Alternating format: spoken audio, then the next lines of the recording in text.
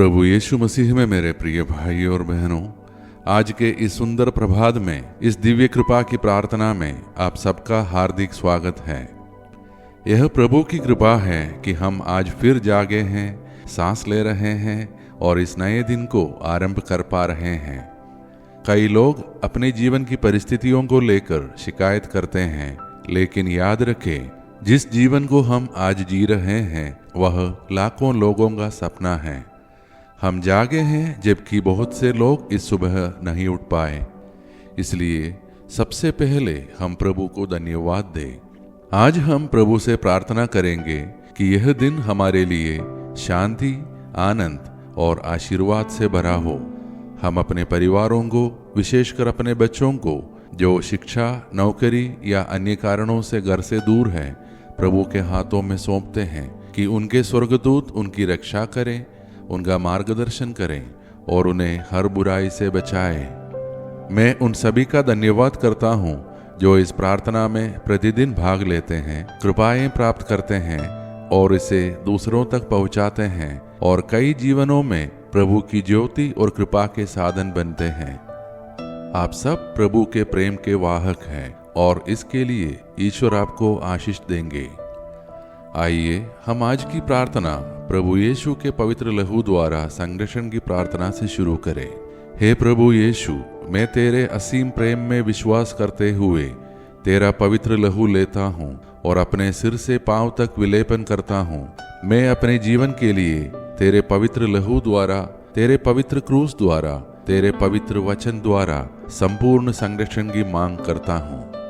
हे प्रभु यीशु, मुझे आज हर पाप, बुराई, प्रलोभन, शैतान के हमले, अंधकार, कष्ट, डर, रोग, महामारी, संदेह, क्रोध, पित्ती और जो कुछ तेरे राज्य के विरुद्ध है, उन सबसे सुरक्षित रख। आमीन। प्रिय भाई और बहनों, आज का हमारा मनन का वचन संत लूकस का सुसमाचार से है, अध्याय 11, पद संख्या 47 से 54 तक। हे फरीसियों, तुम पर धिक्कार है, क्योंकि तुम नबियों की कब्रें बनाते हो, पर तुम्हारे पुरखों ने ही उन्हें मारा था। इस प्रकार तुम अपने पुरखों के कार्यों की गवाही देते हो और उन्हें स्वीकार करते हो, क्योंकि उन्होंने नबियों को मारा और तुम उनकी कब्रें बनाते हो। इसलिए परमेश्वर की बुद्धि ने कहा, मैं उनके पास नबी और प्रेरित भेजूंगा, उनमें से कुछ को वे मार डालेंगे और सताएंगे, ताकि आबेल के रक्त से लेकर जकरिया के रक्त तक सभी नबियों के रक्त का बदला इस पीढ़ी से लिया जाए। हे व्यवस्था के विद्वानों, तुम पर धिक्कार है, क्योंकि तुमने ज्ञान की कुंजी ले ली, ना स्वयं उसमें प्रवेश किया, ना ही दूसरों को करने दिया। प्रिय भाई और बहनों, आज का यह वचन एक गंभीर चेतावनी और आत्मिक जागृति का संदेश है। यीशु उस समय के धार्मिक नेताओं से बात कर रहे थे, जो बाहरी रूप से धर्मी दिखते थे, परंतु उनके हृदयों में सत्य और दया का अभाव था। वे नबियों की कब्रें तो बनाते थे, परंतु उन नबियों की बातों को स्वीकार नहीं करते थे जो लोगों को परमेश्वर की ओर बुलाते थे। यीशु इस वचन के माध्यम से हमसे कह रहे हैं, केवल दिखावे के धर्म में मत रहो, हृदय को सच्चाई और प्रेम से भरो। हमारे समय में भी ऐसा होता है, हम धार्मिक कार्य करते हैं, प्रार्थना करते हैं, पर जब प्रभु हमें सच बोलने, दूसरों की सहायता करने या बुराई के विरुद्ध खड़े होने को कहता है, तो हम पीछे हट जाते हैं। यीशु हमें यह याद दिलाते हैं कि धर्म का सच्चा स्वरूप प्रेम, न्याय और सच्चाई में है। यीशु ने यह भी कहा कि तुमने ज्ञान की कुंजी ले ली, पर दूसरों को प्रवेश नहीं करने दिया। कितनी बार हम भी अपने अहंकार, आलोचना या स्वार्थ के कारण दूसरों की आत्मिक उन्नति में बाधा डाल देते हैं। परमेश्वर चाहता है कि हम अपने जीवन में विनम्रता और करुणा के द्वार खोलें, ताकि हम और हमारे परिवार उसकी सच्ची कृपा में बढ़ सकें। यह वचन हमें आमंत्रित करता है, सिर्फ सुनने वाले नहीं, करने वाले बने। ईश्वर के वचन को अपने व्यवहार, अपने निर्णयों और अपने संबंधों में जीना ही सच्ची भक्ति है। तो अब आइए मेरे प्रिय भाई और बहनों, हम सब अपने आप को प्रभु के हाथों में सौंप दें और मिलकर प्रार्थना करें। सर्वशक्तिमान परमेश्वर, हम तेरे सम्मुख झुकते हैं और धन्यवाद करते हैं तेरे वचन के लिए जो हमें आत्मिक रूप से नया बनाता है। हे प्रभु, हम अपने परिवारों को तेरे चरणों में समर्पित करते हैं। हर घर में प्रेम, शांति, क्षमा और मेल मिलाप बसा रहे। जो परिवार विखंडन या कलह में हैं, तेरी कृपा से एकता और प्रेम में लौटाए।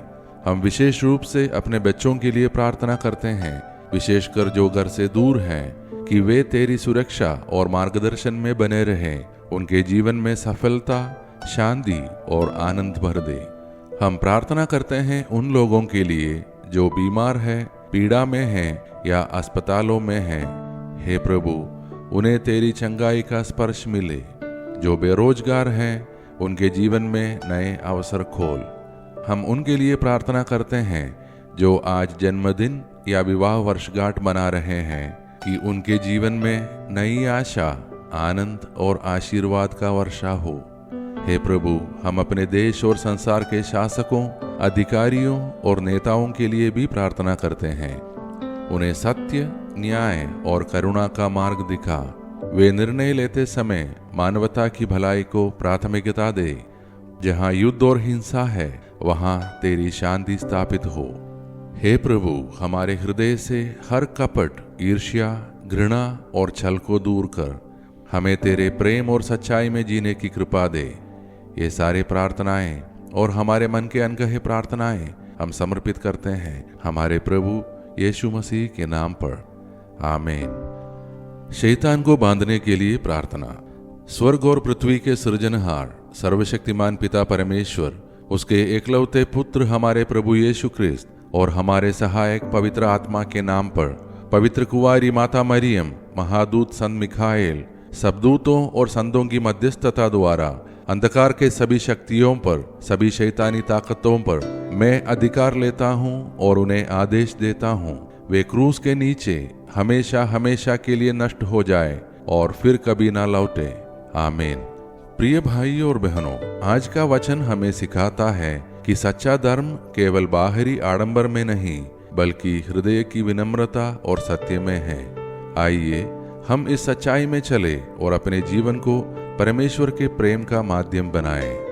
अगर आज की प्रार्थना आपको आशीष और आशा प्रदान की है, तो कृपया इस प्रार्थना को लाइक करें, अपने परिवार, बच्चों और मित्रों के साथ शेयर करें, ताकि वे भी प्रभु की कृपा और शांति का अनुभव करें।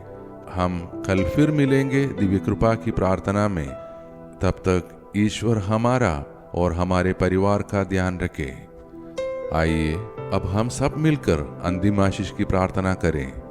ईश्वर को महिमा, देवदूतों को सम्मान मिले, शैतान को पराजय, पवित्र क्रूस को विजय मिले, विश्व में फैली कलीसिया को प्रतिष्ठा मिले, मृतकों को पुनरुत्थान, पश्चातापियों को स्वीकृति, कैदियों को रिहाई, रोगियों और दुर्बलों को स्वास्थ्य चंगाई मिले, अनाथ तथा विधवाओं को न्याय मिले और विश्व के चारों दिशाओं में क्रिस्त की महती शांति और अनुग्रह की वर्षा हो।